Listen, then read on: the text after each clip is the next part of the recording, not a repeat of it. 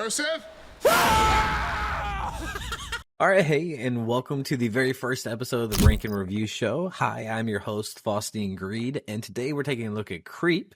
Creep is a horror comedy movie that came out in 2014. It's about an hour and 22 minutes, starring Mark Duplass and Patrick Brice. There's lots I want to say about this movie. It's, the first video we're reviewing on the channel, and I have lots of thoughts. First off, I want to get into why I wanted to watch this movie as the first movie. I had never seen it before, and I actually really want to see it because of Mark Duplass. Not too long ago, I saw him in Bowsphere. Bowsphere is set in one location, and it's just the two men at the end of the world, the only two people left alive, and they're just in this little biosphere, and the whole movie hinges on these two guys. It is just, they're stuck in an area they can't leave. If you leave the sphere, you're gonna die, and it's the last two men left alive on Earth. There's a lot that's left up to them to carry the movie. It stars Mark Duplass and Sterling Brown. It's one of those things, like, he's so good. I wanted to find him in more stuff, and I had seen like the picture for Creep.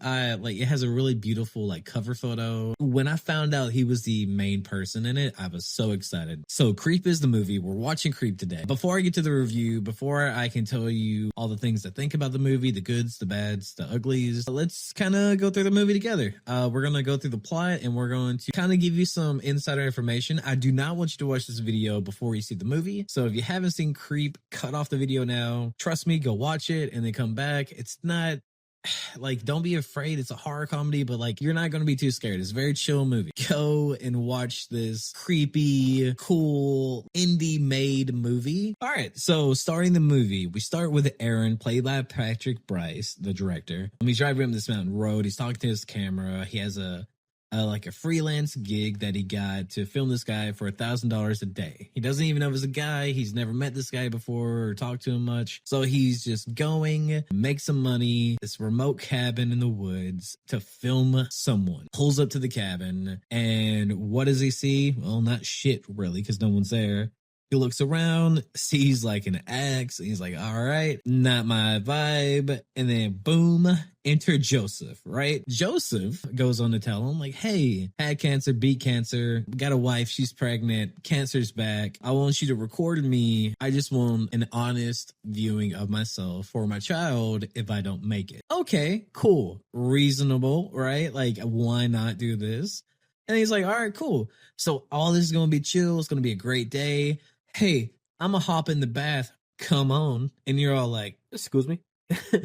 And then he gets in the bath, and he starts talking about tubby time, I believe it was, that him and his dad had. And he starts acting out how it would be with his child, and how he might not experience that. And this is when the creep side kind of starts coming into play. And then he does a fake drowning himself thing, and it's just, all right.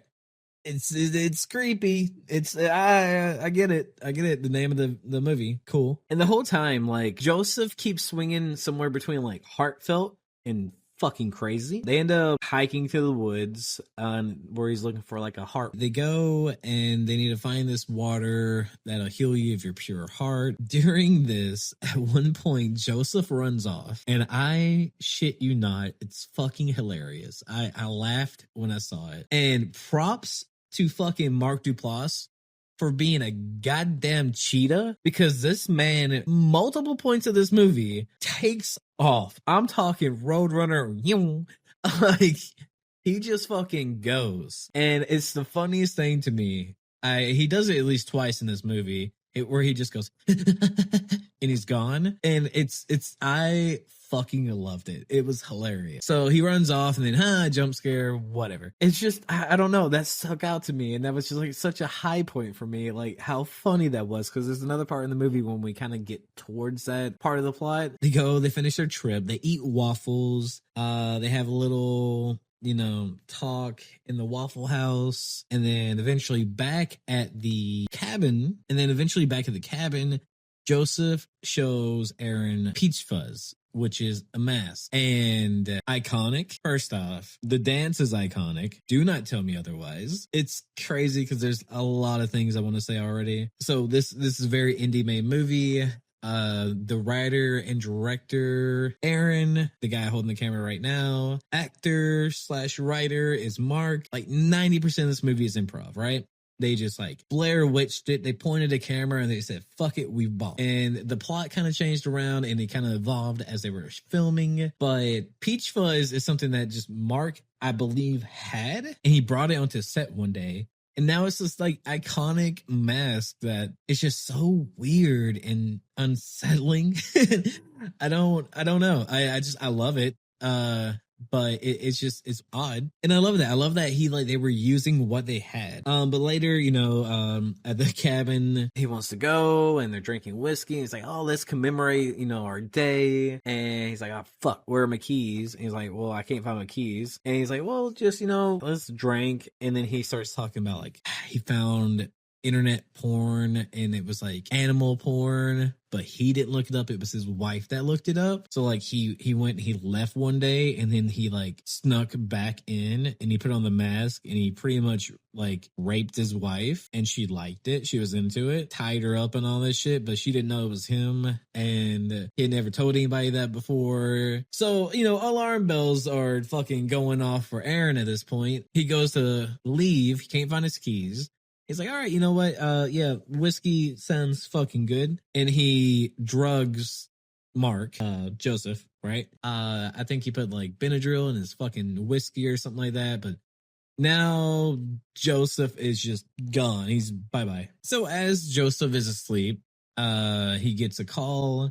Aaron grabs the phone, answers it. It's like, hey, can you, who is this? And the person on the phone uses a name that Joseph said is her wife. And he's all like, I can't, find my keys. I'm in this remote cabin. And then it's revealed, right? This isn't his wife. This is his sister. This story is messed up. He has problems and he should leave. Well, shit. So now he's got to go, right? So he leaves. He goes back to the living room or whatever the hell the room is. Joseph is no longer sleeping on the couch. I guess he looks for Joseph, or I don't know. But he finds Joseph and then he tries to reason with Joseph and be like, hey, I know it's all a lie. I know you have problems. I'm willing to help. And this is another cheetah moment where Mark just fucking yeet and leaves. And I love it. And it's like this whole long, like, where the hell did he go? And he goes to walk out the front door and then just fucking Joseph is blocking the door doing this fucking rhythmic growling shit. So there's a lot that goes through your mind because this is after the rape story, which obviously didn't happen, but still weird vibe with the mic, with the mask. It's just not the best time for that, Still iconic. Then he starts receiving tapes in the mail of like Joseph supposedly burying a body, but he can't fucking tell. And then he gets more packages in the mail of like a stuffed animal. Gets another video like Joseph saying like, hey, I'm unwell. And all this is happening. He's like filming himself. It kind of takes the focus off of Mark Duplass for a little bit, puts it on the director. Which is really well done, by the way. I love how they shot all this. And it's crazy because like you can see like Joseph in the window and you can see him sneaking in and picking up the camera and recording Aaron as he sleeps. He's always there. Now in realism, I would have fucking moved or went to stay with somebody else, but he didn't do that. And eventually he gets another tape like, hey, I'm troubled. I really need a friend. Will you just meet me? One of the themes of this movie is being polite. And at what point, it's like that pressure of being polite and that pressure of being a good person because someone needs help. And like you understand he has problems and he's stalking you and all this, but you're like, yeah, we can meet up to talk. Like it's like he feels bad for him, and I get that. I feel like this whole movie the whole thing is there's so much acting going on because like Aaron is doing it for a paycheck and he's acting polite to Joseph, but like really his alarm bells are going off. He doesn't want to be there. All these awkward hugs. Then Mark Joseph is acting the whole time. Like he's not dying of cancer. There is no wife or child. There's so much acting. At the end, you have him and he's debating, do I go and meet with Joseph at this fucking public place? And it's that pressure of being polite, that pressure of being a good person. And he does. He goes and meets him, and it was not the right call. Now, at this point, this movie has been very indie made, very simplistic. So when I saw this scene, I was wondering how bad it was about to look. I was surprised, and it was very well done. Like when he swings down the axe, there is a very well done sound effect. It is like a clean hit. It looks like it goes in his head. Props to them. Now Joseph is speaking, saying that Aaron was his favorite, and the reveal is he goes to his like closet, he opens it up to put up Aaron's tape, and there is a lot more people. And it talks about how like even at the end, Aaron believed that Joseph would do him no harm, and that's why he was his favorite. As a reviewer, as whatever the hell series is trying to be, I'm gonna be honest with you. Like I'm one of those people where I'm not very critiquey. I'm not gonna be one of those guys like, oh, this is like a fucking 3 out of 10, yada yada yada. Like I had to adjust my score because this was the first film I'm reviewing, because I wanted to review it as high. Because I love the idea that two people went out with a camera, did everything themselves. They wrote the movie, they ad-libbed the movie, they shot the movie, they did the lighting, the sound. I loved everything about this movie. The acting was great. There's a reason I wanted to see this movie. It's because Mark Duplass is an amazing actor. The only gripe I truly had with it was the cheap jump scares. And from what I've heard is that they actually, because the film changed so much as they were making it. They originally were going to do like a dark comedy thing, and then they kind of moved towards horror. I think they got the idea from like Craigslist ads, like how crazy those were, and fucking fair. But I love how creative everything was. I love how they took this thing that could have been a short story and they made it a full-length movie. I love how the plot is smart. It can happen to anybody. You have a very likable killer. Joseph is, in my mind, a very likable killer. There's so much personality. Just some random facts about the movie. It was filmed in 1 week with only like 5 pages of outline. It's almost totally improvised. And like how just like it's them. This is their movie. It is Mark Duplass as the writer and the actor. You have Aaron as the director and the writer and the actor. Even the girl on the phone that calls Aaron, trying to call Joseph, is actually Mark Duplass's wife. It's just, I love how small this movie is. And like I said, I'm not a very hard critiquer. There's only been a couple movies in my life I have not been able to finish. I'm a pretty positive person. And with that being said, I give Creep an 8 out of 10. This is one that I absolutely loved. I'm not gonna lie, I want to rate it higher just because of how hyped up I was for this movie. This is the very first episode of the Rank and Review Show. I am FaustianGreed, and yeah, hopefully we make some more of these. Peace out, guys.